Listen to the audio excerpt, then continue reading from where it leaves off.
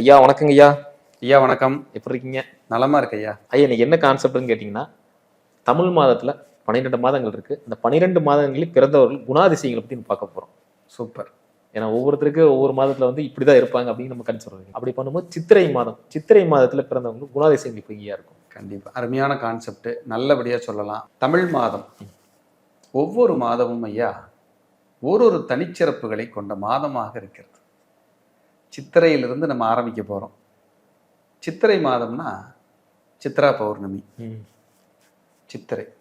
வைகாசினா வைகாசி விசாகம், ஆனி மாசம்னா ஆனி திருமஞ்சனம், ஆடி மாதம்னா ஆடிப்பட்டம், ஆவணி மாதம்னா விநாயகர் சதுர்த்தி. பாருங்க, ஆவணி அவிட்டம்.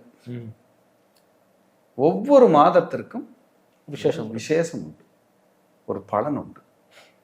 சூரியன் எங்க நிற்கிறாரோ அதான் தமிழ் மாதமா கருதப்படுது.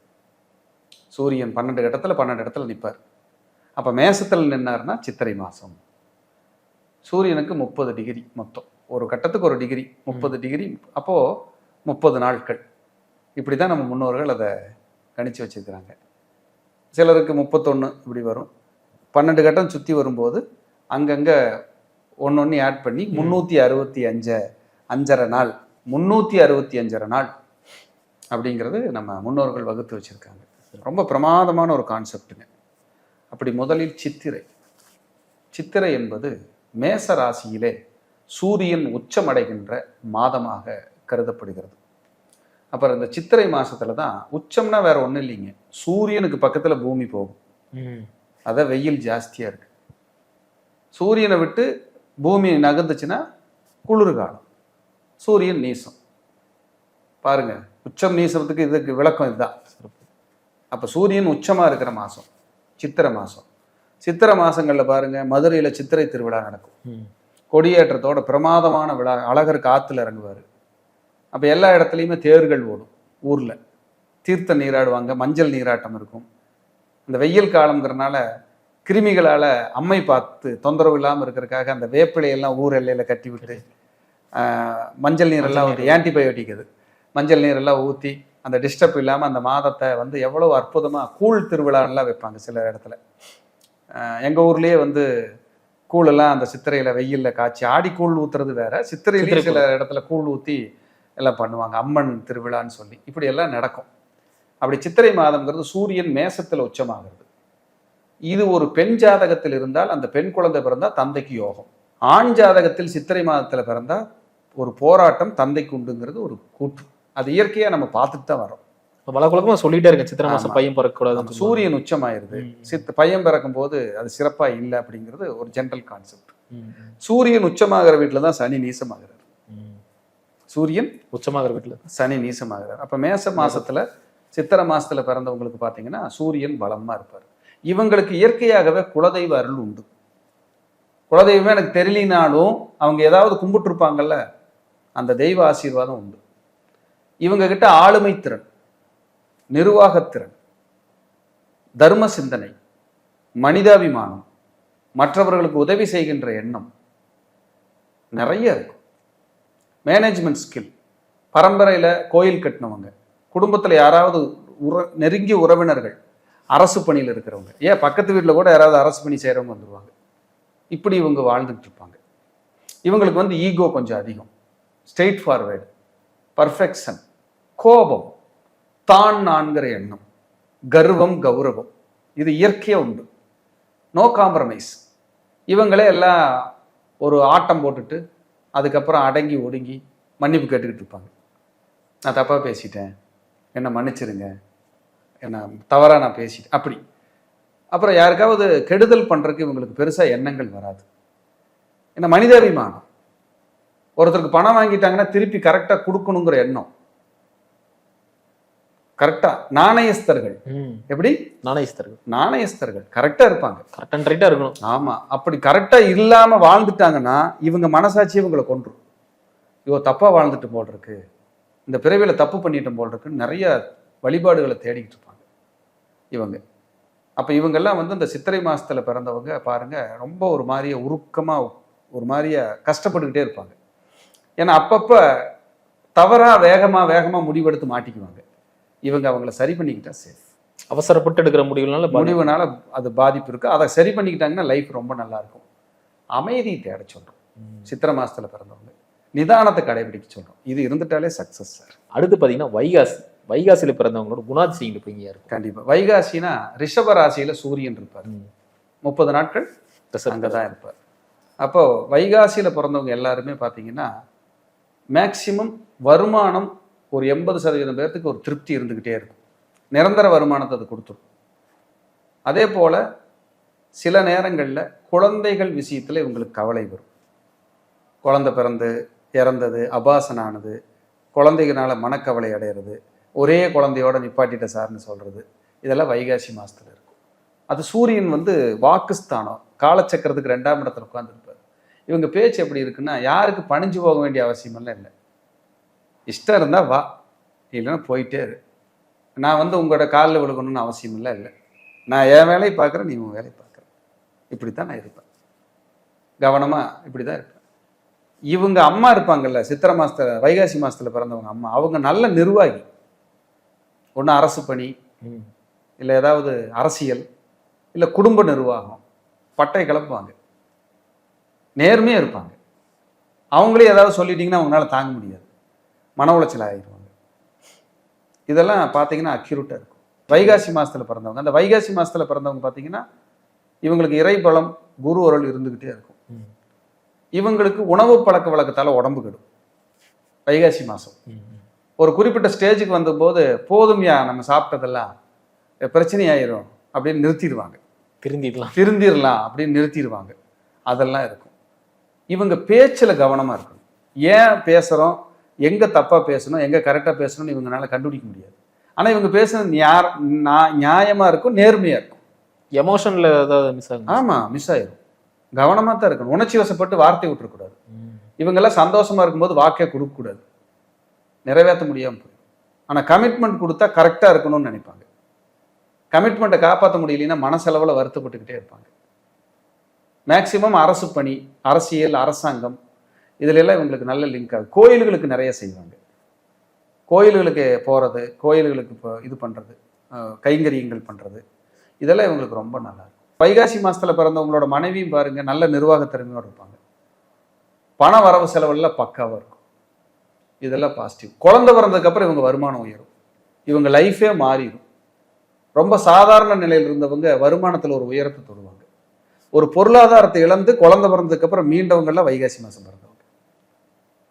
இதெல்லாம் சொன்னீங்கன்னா தப்பவே தப்பாது. அக்யூரேட்டா இருக்கும். அக்யூரேட்டா இருக்கு. நானும் வைகாசி. ஓ அப்படியா, நீங்க வைகாசி. அப்படி அக்யூரேட்டா இருக்கும். அப்போ குழந்தை பிறந்தா அவங்க லைஃப் நல்லா இருக்கும். மேக்சிமம் பேருக்கு ஆண் வாரிசு கிடைக்குது. கண்டிப்பா ஆண் வாரிசு இருக்கு. அந்த ஆண் வாரிசும் பாருங்க நல்ல துடியா இருக்கும், அறிவா இருக்கும், ஞான பலமா இருக்கும். அவர் நம்ம நினைப்போம், அவங்க ஒன்று பேசி கரெக்ட் பண்ணிடுவாங்க எல்லாத்தையும். அந்த குழந்தைகளுக்கு அவ்வளவு சக்தி, அவ்வளவு ஆற்றல், இறையாற்றலோட அந்த குழந்தைங்க வந்திருக்கும். இதெல்லாம் வைகாசியில் சிறப்பு சிறப்பு, அற்புதமா சொன்னீங்க. அடுத்து பார்த்தீங்கன்னா ஆணி மாதத்துல பிறந்தவங்க குணாதிசயம் எப்படிங்க இருக்கும்? புதனோட வீட்டுல சூரியன், அறிவுக்காரகனோட வீட்டுல சூரியன். அப்ப இயற்கையாக சூப்பர் நாலேஜ், சுப்பீரியர் நாலேஜ் இவங்க கிட்ட இருக்கும். சுய முயற்சியால் முன்னேறிய ஒவ்வொரு மனிதனுக்கும் ஆணி மாசம் பிறந்தவர்களே. இவங்களுக்கு விளையாட்டுல ஆர்வம்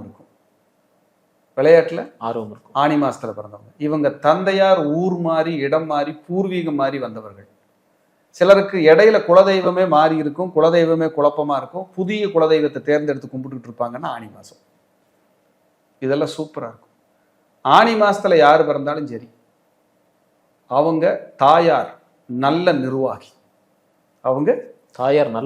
நல்ல நிர்வாகி. தாயாரினுடைய சொத்துக்கள் இந்த குழந்தை பிறக்கிறதுக்கு முன்னாடி அழிஞ்சிருக்கணும், பிறந்ததுக்கு அப்புறம் போயிடணும். தாயார் வழி சொத்துக்கள். இந்த ஆணி மாசத்துல பிறந்தவங்களுக்கு இதெல்லாம் அக்யூரேட்டா இருக்கும். சொல்லி பாருங்க, சூப்பரா இருக்கும். அவங்க தாயாருக்கு கண் பிரச்சனை இருக்கும், கண்ணுனால டிஸ்டர்ப் இருக்கும், பேச்சுனால பிரச்சனை இருக்கும். அவங்க அப்பா அம்மாவனுடைய ஒற்றுமையில சில குறைபாடுகள் வந்து போகும் அப்பப்ப. இதெல்லாம் ஆணி மாசம் பிறந்தவங்க. அந்த குழந்தை ஒரு தெய்வீக குழந்தை, ஞான குழந்தை, சாஃப்ட் நேச்சர், ஏதோ ஒன்று சாதிக்க துடிக்குது அந்த குழந்தை அப்படின்னா ஆணி மாசம். ரொம்ப டாப்பாக இருக்கும். ஒருத்தரை தாங்கி பிடிக்கிற சக்தி ஆனி மாதம் பிறந்தவங்களுக்கு இருக்கு. ஒருத்தரை தாங்கி பிடிக்கிற சக்தி ஆனி மாதத்தில் பிறந்தவங்களுக்கு இருக்கு. அங்கே திருவாதிரை இருக்கும், புனர்பூசம் இருக்கும், மிருகசீரிடம் இருக்கும். அப்போது சூரியன் ராகு, சூரியன் செவ்வா, சூரியன் குரு, சிவராஜ யோகம் அங்கே ஒளிஞ்சுக்கிட்டு இருக்கும். அப்போ இவங்க பாட்டனாரெல்லாம் சூப்பராக இருந்தவங்க, நேர்மையாக இருந்தவங்க, கஷ்டப்பட்டு உழைச்சி மேலே வந்தவங்க, ரொம்ப ரொம்ப கீழ்நிலையிலிருந்து உயர்ந்தவங்க அவங்க முன்னோர்கள் எல்லாம். ஆனி மாதம் எப்படி சொல்லுது பாருங்க, புதமா இருக்கீங்க. ஆமாம், அப்படித்தான் அந்த குழந்தை அந்த குடும்பம் வாழும். அதில் எந்த மாற்றமும் இல்லை. சிறப்பு சிறப்பு. சுயமுயற்சியால் முன்னேறியவர்களின் 90% பேரோட ஜாதகத்தில் ஆனி மாதம் பிறந்தவங்க இருப்பாங்க. ஐயா, அடுத்து பார்த்தீங்கன்னா ஆடி மாதத்தில் பிறந்தவர்கள் குணாதிசயங்கள் பையன் இருக்கும். ஆடி மாதம், கடகத்தில் சூரியன். இவங்களுக்கு பிரம்மாண்டமான வீடு கட்டணும், பிரம்மாண்டமாக கார் வாங்கணும், பெரிய அளவில் வாகனம் வாங்கி ஓட்டணும். இந்த ஆடி மாதத்தில் ஒரு பெண் குழந்தை பிறந்தால் அந்த குழந்தைக்கு கல்யாணம் ஆச்சுன்னா அந்த கணவர் டாப்புக்கு வந்துடுவார். எப்படி? டாப், சூப்பர் பொசிஷனுக்கு வந்துடுவார். சொந்தமாக வீடு வாங்குவாங்க, கார் வாங்குவாங்க, வாகனம் வாங்குவாங்க, மாடி வீடு கட்டுவாங்க, சிட்டி சென்ட்ரல் இருப்பாங்க, ஹார்ட் ஆஃப் த சிட்டின்னு சொல்கிறோம்ல, அங்கே குடியிருக்க வச்சு வேடிக்கை பார்க்கும். இவங்க போய் தனியாக ஒரு கிராமத்தில் ஒரு லேஅவுட் போடுறாங்க, ஒரே ஒரு வீடு தான் நாங்கள் தான் கட்டியிருக்கிறோன்னா சுற்றி மடமடன்னு ஒரு வருஷத்துக்குள்ள வீடு ஆயிரும். அந்த சூரியனுக்கு அவ்வளோ பவர்.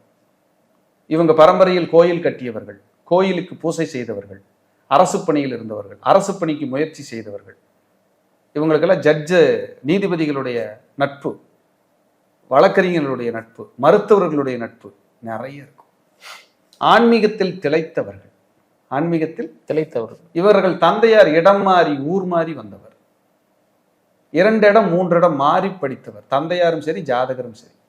தாயார் நல்ல நிர்வாகத்தோடு இருப்பார். தாயார் ரகசியம் காப்பவர். எப்படி ரகசியம்? அவங்க அம்மா வாயிலிருந்து ஒரு வார்த்தை நீங்க வாங்கிட முடியாது, என்ன செய்யறாங்கன்னு யாருனாலையும் கண்டுபிடிக்க முடியாது. அந்த ஆடி மாசம் பிறந்தா அப்படி இருப்பாங்க. பக்கத்துல உறவுகள் இருந்தா கூட பேசி பழகிறதுக்கு அந்த ஆடி மாசம் பிறந்த அந்த சூரியன் பிரேக் போடுவார். எப்படி பழகிறீன்னு பார்ப்போம். அந்த ஆடி மாசத்துல யாராவது பிறந்திருந்தா அவங்களோட பிறந்தவங்க பெரியம்மா மக, சித்தப்பா மக, மாமன் மகன், யாராவது ஒரு உயர்ந்த அந்தஸ்தில் இருப்பாங்க.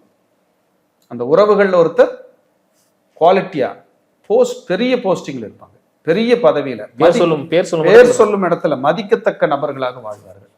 பக்கத்துல கோயில் இருக்கும், அரசு பணியாளர்கள் குடியிருப்பாங்க, அரசியல்வாதிகள் குடியிருப்பாங்க, உள்ளூர் பதவியில இருக்கிறவங்க குடியிருப்பாங்க, கட்சி பதவியில் இருக்கிறவங்க பக்கத்திலேயே இருப்பாங்க.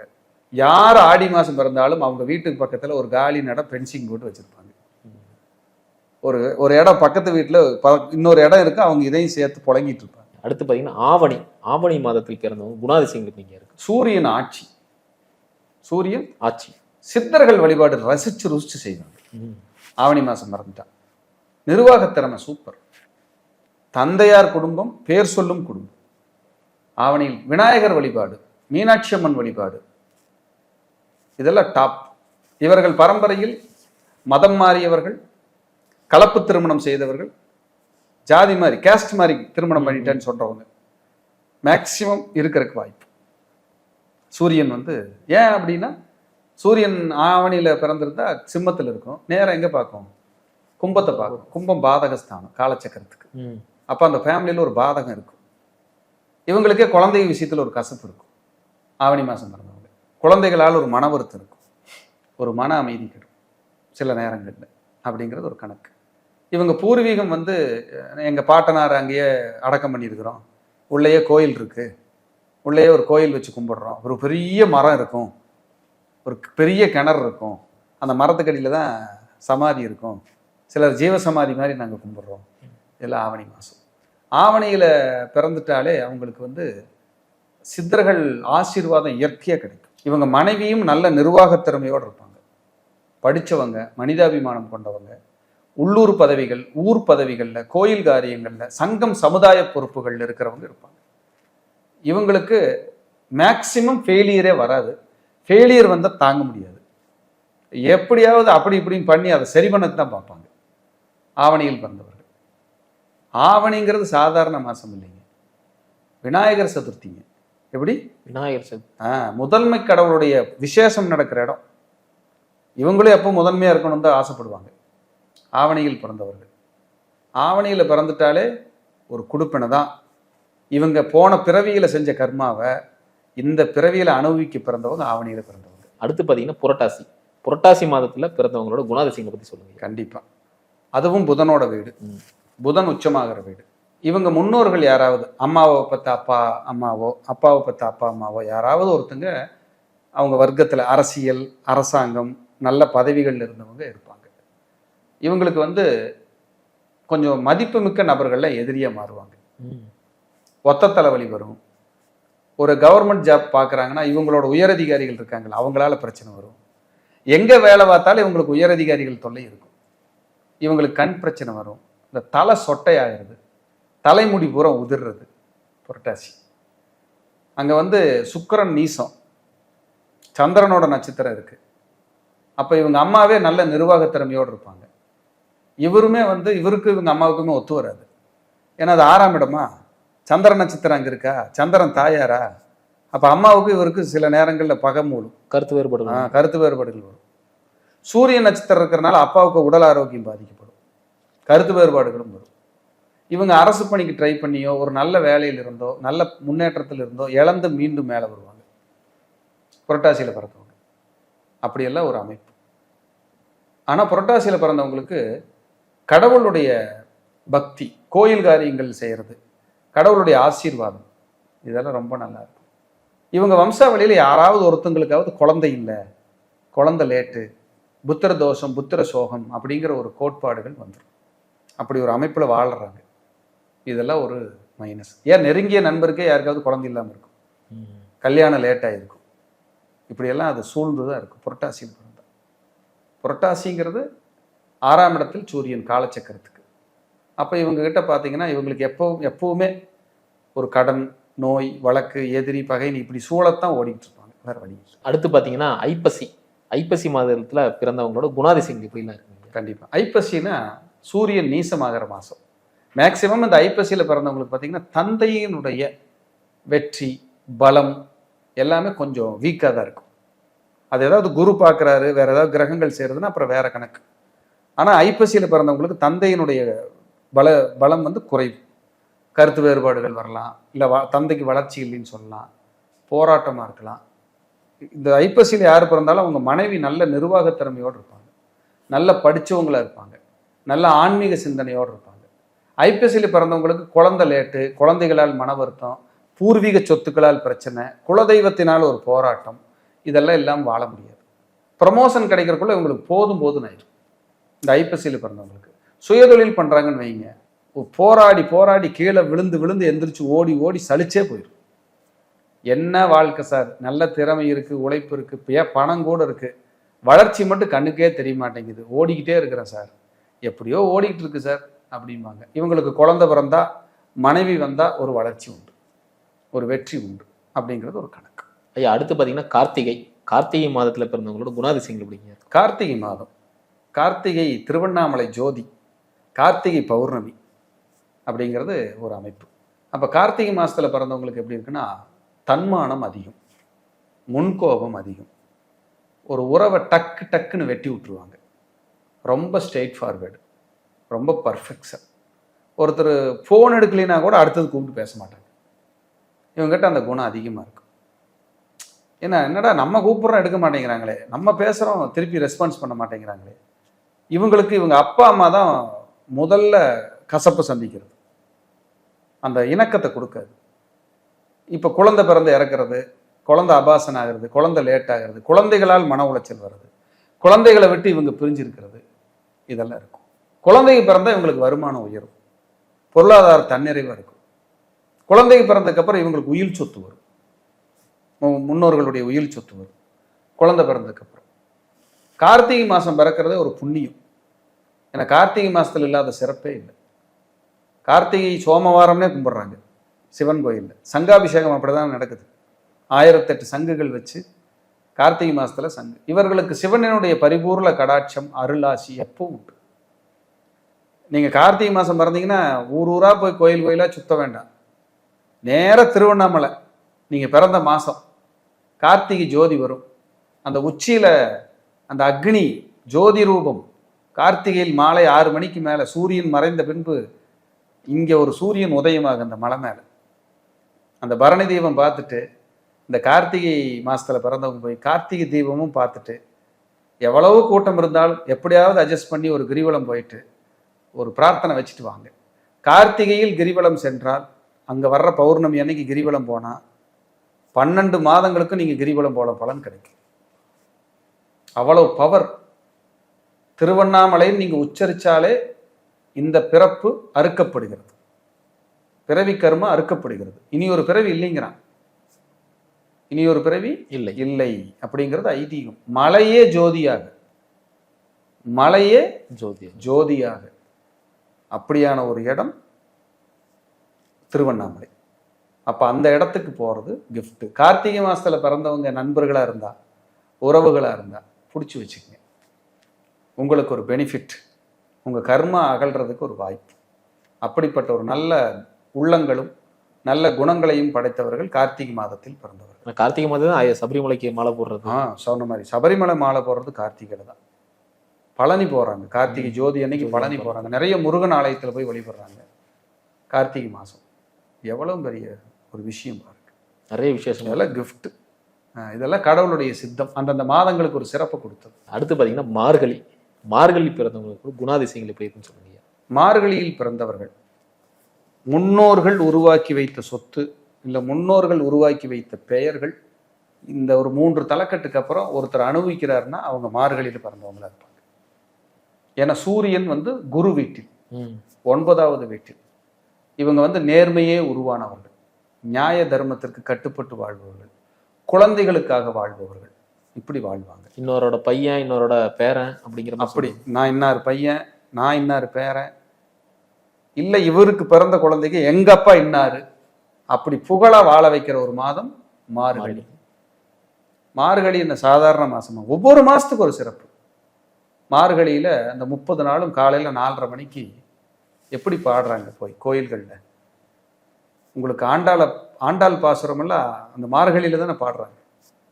பாடி பிரார்த்தனை பண்ணி வழிபாடு செஞ்சு, சிவனுக்கு பிரார்த்தனை பண்ணி வழிபாடு செஞ்சு 4:30 மணிக்கு எந்திரிச்சுக்குவாங்க. பெண்கள்லாம் கோலம் போட்டு மாட்டு சாணத்தில் பூசணி பூ வச்சு பிரார்த்தனை பண்ணி கோலம் போட்டு இறையருளை வாங்கி, அந்த காலகட்டம் அந்த அதிகாலையில் நிறைய அந்த சக்தி பூமிக்கு விழுகிறதா ஐதீகம். நல்ல அந்த எனர்ஜி கிடைக்கிறதா ஐதீகம். இந்த கர்மாவை நீக்கும் மாதமாகவே கார்த்திகையும் மார்கழியும் போற்றப்படுகிறது.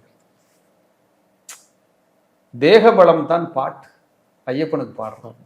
கல்லும் முள்ளும் காலுக்கு மெத்து.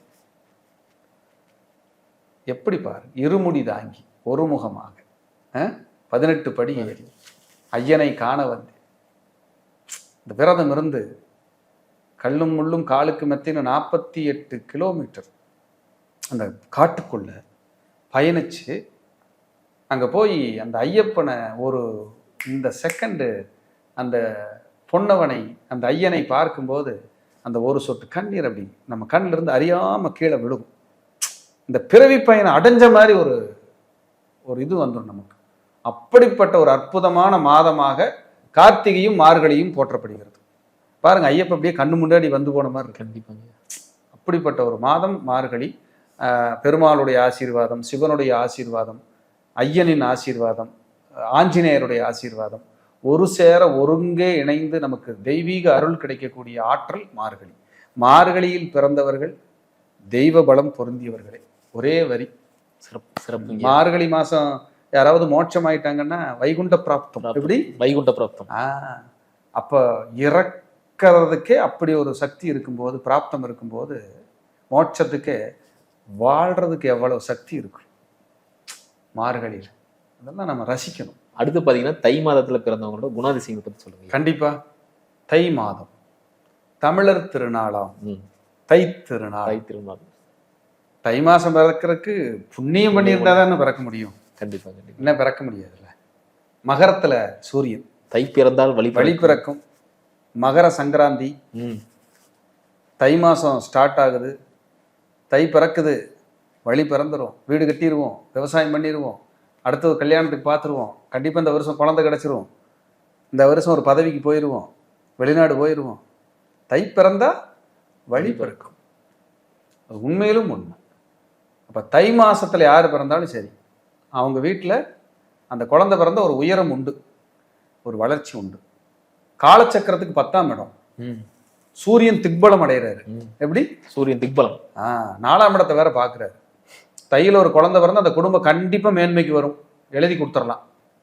அவங்க சக்தி எதுவோ அதுக்கு தகுந்த மேன்மை வளர்ச்சி கண்டிப்பாக உண்டு. ஆனால் தையில் பிறந்தவங்களுக்கு 2 மைனஸ் இருக்கும். அத்தை உறவு கசப்பாக இருக்கும். அத்தை உறவு கசப்பு. ஆமாம். சொத்துக்கள்ல வில்லங்க இருக்கும். ஒரு அடி பிரச்சனையெல்லாம் வருது இல்லை, 2 அடி 1 அடி தட பிரச்சனை, இதெல்லாம் சந்திப்பாங்க. தையில் யாராவது பிறந்திருந்தா துர்மரணம் அடைந்தவர்கள் உண்டு. துர்மரணம்னு என்னங்க? சூசைடு, கிணத்துல விழுகிறது, சூசைடு, அந்த மாதிரி கொஞ்சம் நல்லா இல்லாத மரணம் உண்டுன்னு ஒரு கணக்கு. ஆனால் தை மாதம் சிறப்பு மிகுந்த மாதம். பொங்கல் வைக்கிறது, சூரியனை கும்பிடுறது, படையல் போடுறது, ரொம்ப ஒரு விசேஷமான ஒரு அற்புத மாதம். தைப்பொங்கல் வரணுமே. எப்போ தமிழர் திருநாள், ஜல்லிக்கட்டு, காளை, எப்படி தை மாசத்துல யார் பிறந்திருந்தாலும் சூரியன் அங்கே இருந்தால் யாராவது அவங்க வீட்டில் எப்படியாவது ரிஷபலக்னம், ரிஷபராசி வந்துடும். ஏன்னா காளை அடக்கிற மாசம் எது? ஜல்லிக்கட்டு. காளை என்ன ராசி? ரிஷபம். அப்போ எங்கேயாவது ஒரு பக்கம் ஒருத்தர் எப்படியாவது ஃப்ரெண்ட்ஸுகளாவது வந்துடுவாங்க. ரிஷபராசி ரிஷபலக்னக்காரங்க கூட சுற்றுவாங்க. அதெல்லாம் கனெக்டிவிட்டி, பிரபஞ்சம் நமக்கு கொடுக்குற கிஃப்ட்.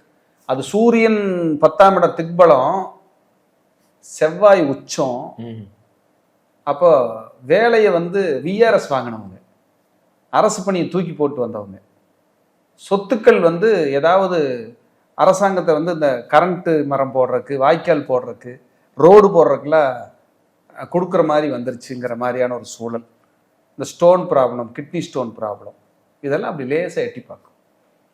ஆனால் தை மாதம் பிறந்தவங்களுக்கு அரசியல், அரசாங்க தொடர்பு, அரசு பணி, கோயில் பக்கத்தில் வீடு, வீடே நல்ல பிரம்மாண்டமாக ஒரு அற்புதமான வீடாக அமையிறது, நல்ல கௌரவமான வேலையில் இருக்கிறது, ரொம்ப பர்ஃபெக்ஷனாக இருக்கிறது, சொன்ன சொல்லு காப்பாற்றுறது, இதெல்லாம் தை மாதத்தில் பிறந்தவங்களுக்கு கூடவே பிறந்தவங்க ரொம்ப நல்லா இருக்கும். அடுத்து பார்த்தீங்கன்னா மாசி மாதம். மாசி மாதத்தில் பிறந்தவங்க குணாதிசயம் சொல்லுங்க. மாசி மகம் எப்படி பாருங்க. மாசி மாதம் சாதாரண மாதம் இல்லை, கும்ப மாதம். எப்படி? கும்ப மாதம். ராஜராஜ சோழன் உதயமாகிய நட்சத்திரம் இருக்கின்ற ஒரு மாதம் கும்பம். சிம்மம் கருவறை, கும்பம் கோபுரம். அப்ப யாராவது கும்ப மாதத்துல பிறந்திருந்தாங்கன்னா கிஃப்ட், இறையருள், குலதெய்வ ஆசீர்வாதம், குருவருள் நிறைந்தது அற்புதமான மாதம். இவங்களுக்கு நிர்வாகத் திறமை அதிகம். நல்ல விலை உயர்ந்த என்ன, காசு நிறைய வச்சிருக்கிற நண்பர்கள், காஸ்ட்லியான நண்பர்கள், மரியாதைக்குரிய நபர்கள், கௌரவமான நண்பர்கள் இவங்களுக்கு கிடைச்சிருவாங்க. இவங்க சொன்னா ஒரு போன்ல ஒரு வேலையை பண்ணி கொடுக்குற ஆளுக்கு கூட இருப்பாங்க. மாசி மாசத்துல பிறந்தவங்க அற்புதமான சூப்பர் மாசம். ஒவ்வொரு மாசமும் பொக்கிஷம். 12 மாசமுமே தமிழ் மாசம். வேற எந்த மொழியில் இருக்குது? தமிழ் மாதத்தில் பிறந்தவர்கள்னா தமிழ் சிறப்புலகரம், தமிழ்னு உச்சரிச்சு பாருங்களேன். நம்ம ஏதோ ஒரு புதிய பிறவின்னு தோணும் நமக்கு. அப்படியே சூப்பர்ப்பா அப்படின்னு சொல்லு. இப்போ இந்த வீடியோ பார்க்குறவங்க இப்போ 2 தடவை உச்சரிச்சிருப்பாங்க கண்டிப்பா. தமிழ் சிறப்புலகரம், தமிழுக்கு அவ்வளவு சக்தி. அப்போ அந்த தமிழ் மாதத்தில் யார் பிறந்த, அந்த மாசி மாசத்துல யார் பிறந்தாங்களோ அது கிஃப்ட், கிஃப்ட்டுக்கான மாதம், ரொம்ப பிரமாதமான மாதம். இங்கே நீங்கள் கார்த்திகையிலிருந்து எடுத்துட்டீங்கன்னா எல்லா மாதமுமே அப்படி சிறப்படைகிற மாதமாகவே வர ஆரம்பிச்சிடும். ரொம்ப பிரமாதமாக இருக்கும். எல்லா மாதமுமே பொக்கிஷன் தான். அது அப்படி கார்த்திகையிலிருந்து அப்படி வரும்போது சூரியன் மறுபடியும் உச்சத்தை நோக்கி பயணிக்கிற மாதம். அப்போ அதுக்கு பவர் ஜாஸ்தி, ரொம்ப நல்லா இருக்கும். அப்போது மாசி மாதங்கிறது சூப்பர் மாதம். மாசி மாதத்தில் பிறந்தவர்களுக்கு வேஷம் போட தெரியாது. அற்புதங்கய்யா. வேஷம் போட தெரியாது.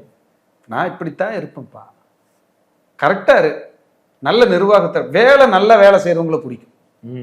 இந்த ஏனோ தானோன்னு ஓபி அடிக்கிற ஆளுகளை கண்டு அந்த மாசி மாசத்துல பிறந்தவங்களுக்கு பிடிக்காது. ஒரு என்கரேஜ் பண்ணிட்டே இருப்பாங்க. ஆமா, நல்லா இருப்பா, இந்த இன்க்ரிமெண்ட் வாங்கிக்கோ, சூப்பரா இருக்கு, நான் பார்த்து உனக்கு கொடுக்குறேன்ல, நல்லா இரு. அப்படி ஒரு நல்ல மாசம். இதுல அக்கா தங்கச்சி அண்ணன் தம்பி எல்லாம் பிறந்துட்டாங்கன்னா எல்லாம் அவ்வளவு ஒருத்தருக்கு ஒருத்தர் விட்டு கொடுக்க முடியாது. பகையாவே இருந்தாலும் நினைச்சுக்கிட்டே அழுதுட்டு இருப்பாங்க. ஏன் தங்கச்சி என் கூட பேசுறது இல்லை, ஏன் அக்கா என் கூட பேசுறது இல்லை. மாசிக்கு என்று ஒரு தனிச்சிறப்பு. இறுதியா பங்குனியில் பிறந்தவர்களுக்கு குணாதிசயங்கள். மீன மாசம் பங்குனி அங்க சுக்கிரன் உச்சமடைகிறாங்க. பங்குனியில் பிறந்தவங்க சுகவாசிகள், சூப்பரா இருக்கணும்னு ஆசைப்படுவாங்க. தொழில் செஞ்சு நஷ்டம் அடைகிறதெல்லாம் பங்குனியில் பிறந்தவங்க. நிறைய தொழில் நஷ்டம், பேராசைப்பட்டு பிரம்மாண்டமான தொழிலுக்கு போறதெல்லாம் பங்குனியில் பிறந்தவங்க. இவங்க ஒருத்தர் கூட சக்திக்கு கம்மியா செய்ய மாட்டாங்க, சக்திக்கு மீறி செய்யணும்னு ஆசைப்படுவாங்க. இவங்களுக்கு டாக்குமெண்ட் பத்திரம் தொடர்பான பிரச்சனைகள் ஈஸியா வரும். படிப்பே பாருங்க, விட்டு விட்டு படிச்சிருப்பாங்க, இடம் மாறி மாறி படிச்சிருப்பாங்க, தாய் தந்தையரை பிரிஞ்சு படிச்சிருப்பாங்க. இப்படி இது வந்து பொது பலன் தான். உடனே எனக்கு இந்த பலன் இல்லையே அப்படின்னு இல்லை. ஒரு 80% பொருந்தும். ஏன்னா ஜென்ரலா தான் நம்ம பேசுறோம். கண்டிப்பா இது 80% பொருந்தி வந்தா பெரிய கிஃப்ட் அப்படிங்கிறதை நான் சொல்லிக்க விரும்புறேன். பங்குனி மாசம் பிறந்தா ஒரு மிகச்சிறந்த மாசம். எல்லாம் முருக பக்தர்கள் நிறைய இருப்பாங்க பங்குனி மாதத்தில் பிறந்தவர்கள். இப்போ நிறைய வந்து இந்த கடல்ல நீராடுறது, டூர் போறது, கடல் தாண்டி போறது, விமான பயணம் போறது ரொம்ப பிடிக்கும். இந்த பங்குனியில் பிறந்தவங்க ரொம்ப விசேஷமான. பங்குனியில் யாராவது பிறந்தாங்கன்னா அந்த பங்குனியில பிறந்தவங்களுக்கு அந்த சூரியன் வந்து யாருக்காவது ரேவதி நட்சத்திரத்தில் இருக்குன்னு வைங்க, இவங்க வீட்டில் வந்து பார்த்தீங்கன்னா ஒரு குறிப்பிட்ட காலத்துக்கு அப்புறம் பெண் குழந்தைகளே பிறக்கல, இல்லை ஆண் வாரிசே இல்லைங்கிற ஒரு சின்ன தொந்தரவும் இருக்கு. இதெல்லாம் நம்ம பார்க்கலாம். ட்வின்ஸ் பிறந்தவங்க இருப்பாங்க, இரட்டையர்கள் பிறந்தவங்க இருப்பாங்க. பங்குனி, ஆனி, புரட்டாசி இந்த 3 ராசியில பிறந்திருக்காங்கல்ல, இங்க எங்காவது ட்வின்ஸ் கனெக்ட் ஆகும். நண்பர்கள், சொந்தக்காரங்க, தெரிஞ்சவங்க ஏதோ ஒரு ரூபத்துல வந்து உள்ள உட்காந்துரும். இப்படி பங்குனி மாதத்தில் பிறந்தவர்களுக்கும் மனிதாபிமானம், நிர்வாகத் திறமை, தர்ம சிந்தனை, இவங்க எதிரிகளை மட்டும் உருவாக்கிக்காம இருக்கணும். இல்லைன்னா இவங்களுக்கு ஈக்குவலான எதிரி அல்ல, மீறின எதிரி வந்து உள்ள உட்காந்துரும். கவனமா இருக்கணும். இருந்தா இவங்க லைஃப் சிறப்புங்கய்யா. அற்புதமா சொன்னீங்க. 12 மாதங்களுக்கும் இருக்கிற ஹிடன் டீடைல்ஸ் எல்லாம் ரெக்கார்ட் பண்ணி விட்டு கண்டிப்பா நல்லபடியா சொல்லியிருக்கிறேன். நானும் நம்புறேன். தொடர்ந்து உங்களுடைய ஆதரவை கண்டிப்பா கொடுங்க. நன்றி உங்களை எல்லாம் சந்திச்சதுல. அற்புதங்கய்யா. ரொம்ப ரொம்ப நன்றிங்க.